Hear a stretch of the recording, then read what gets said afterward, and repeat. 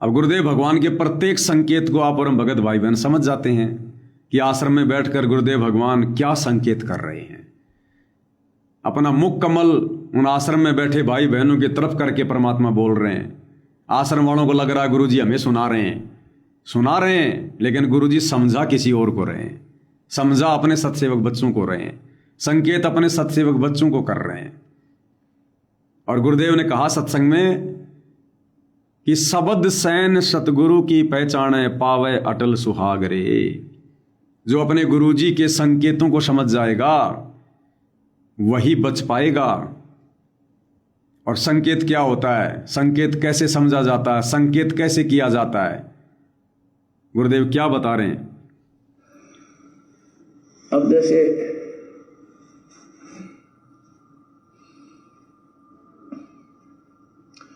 नित्यानंद जी ने कहा कि शब्द सैन सतगुरु की पहचानी पाया अटल सुहाग रे। नित्यानंद महबूब गुमानी परगटे पूर्ण भाग रे। शब्द सैन सतगुरु की पहचानी। सैन सैन माने संकेत। जैसे कोई आपत्ति का समय हो और कई व्यक्ति इकट्ठे हो रहे हों, कोई संकेत करना हो तो अपने व्यक्ति को कोई संकेत से करते हैं, यानी ये सैन होती है। वहां बोलने की जरूरत नहीं, वो समझ जाना चाहिए कोई क्या बताना चाहता है, खिसकले आड़ते वो क्या कह रहे हैं होती है।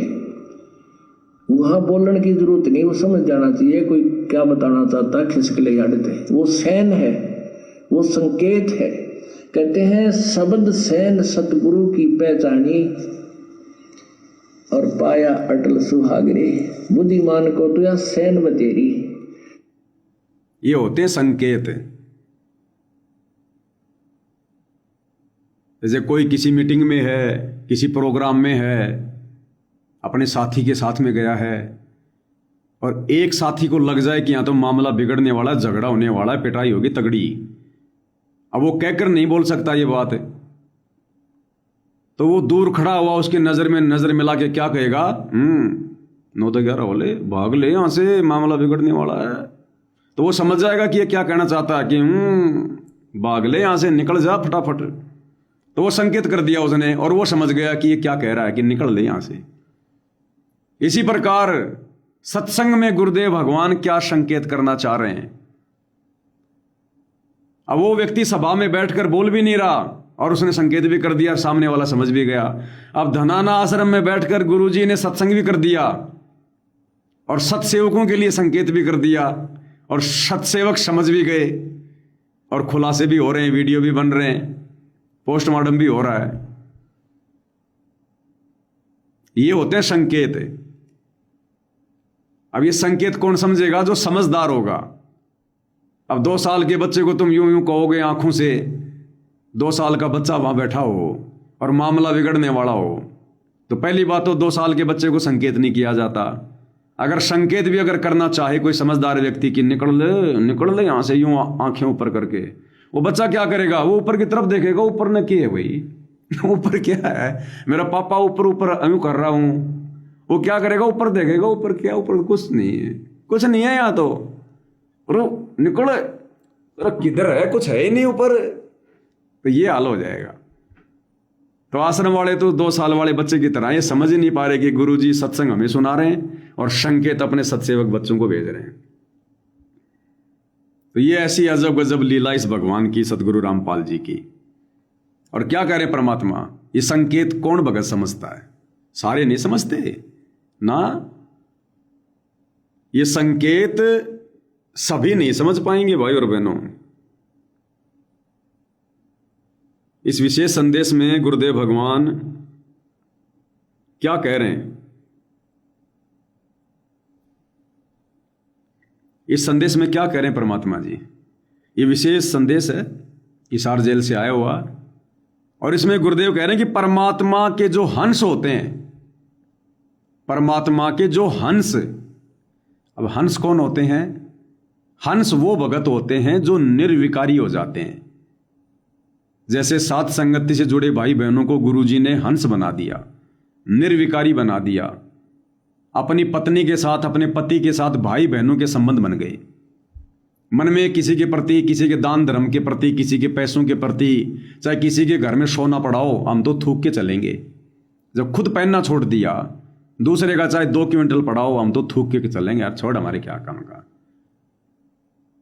कोई मन में लोभ नहीं, कोई लालच नहीं, किसी से कोई द्वेष नहीं, कोई ईर्ष्या नहीं। उसको कहते हैं हंस आत्मा। तो गुरुदेव क्या कह रहे हैं यहां पर कि जो परमात्मा की हंस आत्मा होती है वो संकेत समझने लग जाती है। संकेत,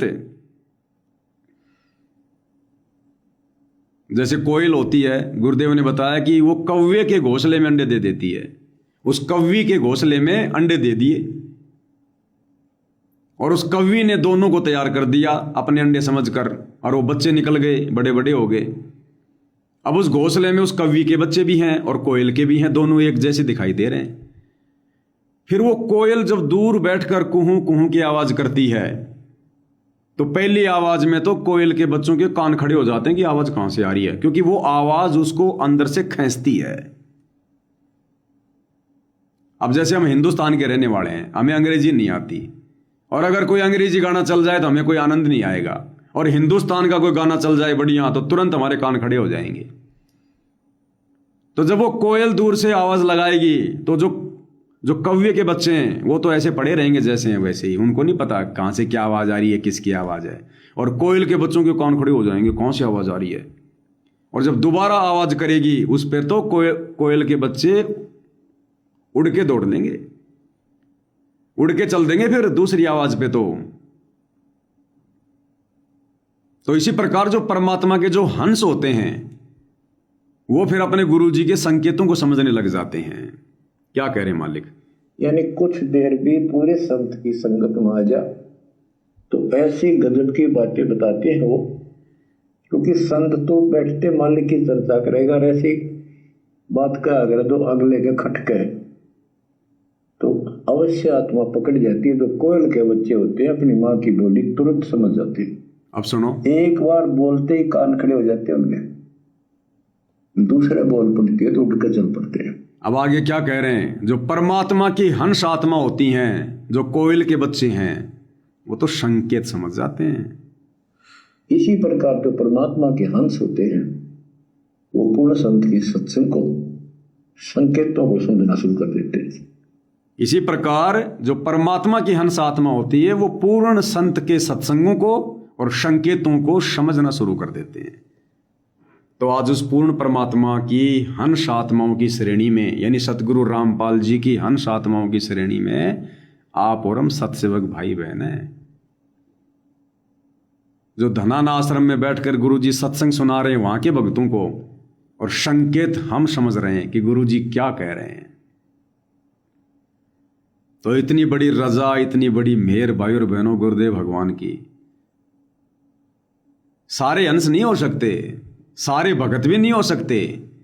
ये सारे खुलासे गुरुदेव ने सत्संगों में कर रखे हैं। ये सत्संग आप भाई बहनों को सुनाता हूं। ये सत्संग बरवाला कांड से पहले का है, और इसमें पूज्य गुरुदेव भगवान क्या कह रहे हैं। परमात्मा ने अपनी सारी संगत को भगत नहीं बताया, सबको भगत नहीं बताया गुरुदेव ने कि सारे भगत बन गए, जिन्होंने नाम दीक्षा ले ली वो सारे भगत बन गए होंगे। नहीं, क्या कह रहे हैं गुरुदेव भगवान कि लाखों की संख्या में भगत हो चुके हैं, जिनमें हजारों की संख्या में बुद्धिमान हैं। यानी भगत तो लाखों हो गए, लेकिन लाखों के लाखों बुद्धिमान नहीं है, विवेकी नहीं है। केवल हजारों ही हैं जो बुद्धिमान हैं।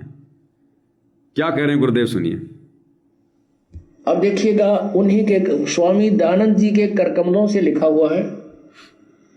ये हमारा एक सेवक किसी लाइब्रेरी से बुक लाया, क्योंकि हमारे भक्त जो हैं अब लाखों की संख्या में हैं और कई हजारों की संख्या में बुद्धिमान हैं। वो इसी खोज में रहते हैं कि और भगत तो लाखों की संख्या में हैं, लेकिन जो बुद्धिमान है वो केवल कुछ हजारों की संख्या में है। क्या कह रहे हैं मालिक, फिर ध्यान से सुन लो। लाखों की संख्या में हैं, लाखों की संख्या में हैं और कई हजारों की संख्या में बुद्धिमान है, वो इसी खोज में रहते हैं कि और कहाँ से ऐसी सामग्री प्राप्त की जाए जिससे ये नकली संतों ऋषियों की खाल उतरे, ज्ञान से ये सफल इनकी जो महिमा समाप्त हो, ताकि जनता सतमार्ग को समझ सके। तो इसी प्रकार वर्तमान में ये जो आश्रम वाले कह रहे हैं ना कि करोड़ों की संगत है, और इनकी संख्या ही नहीं समझ में आ रही इन लोगों को, इन बड़े बड़े भक्तों को, आश्रम संचालकों को, जो गुरु जी के ऊपर चवर तो कहाँ कर रहे हैं, ये तो चवर करना ही भूल गए, ये तो अपने गुरु जी के ऊपर चवर करना ही भूल गए।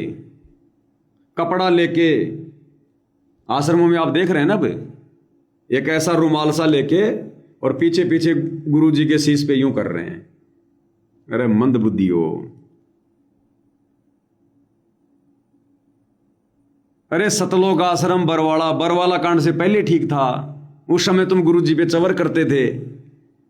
अब तो तुम्हें गुरु जी को और ज्यादा जानना चाहिए था, पहचानना चाहिए था। महापुरुषों पे चवर होता है, ये टोवेल नहीं होते, ये यूं यूं। ये पहले चवर किया करते थे, अब इन्होंने चवर करना भी छोड़ दिया अपने बाप पे, बिल्कुल ही मानुस की कैटेगरी में ले लिया। अरे इतने भी पैसे नहीं है क्या? अरे नहीं है तो बोल दो, इतना तो हम कर देंगे, हम सत्सेवक कर देंगे, इतना तो भाई बढ़िया सा चवर भिजवा देंगे। अगर ज्यादा या अगर भुखमरी आ गई तो तुम्हारे आश्रमों में चवर भी नहीं कर रहे अपने गुरु जी पे। आप देख लो इन वीडियो में, आप टोवेल से बस यूं कर रहे हैं। अरे महापुरुषों पे चवर होता है। तुमसे बढ़िया तो पुराने भगत थे 1997 के 95 के, जब गुरु जी गांव गांव जाकर सत्संग करते थे तो बेचारे चवर करते रहते थे। तुमने तो वो काम भी छोड़ दिया।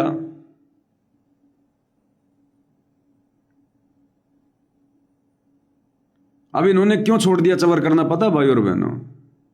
क्योंकि जो क्रिया हम साथ संगति वाले भाई बहन शुरू कर देते हैं गुरु को परमात्मा मान के, ये आश्रम वाले उसको नहीं करते। फिर जैसे हमने गुरु जी को भोग लगाना शुरू कर दिया, अब आश्रम वाले भोग नहीं लगाएंगे कि ना ये तो सत्सेवकों ने शुरू किया था। फिर संगत ये गई कि तुम तो सत्सेवकों की कॉपी करते हो, नकल करते हो तुम। हमने गुरु जी की आरती उतारनी शुरू कर दी, अब इनको शर्म आ गई।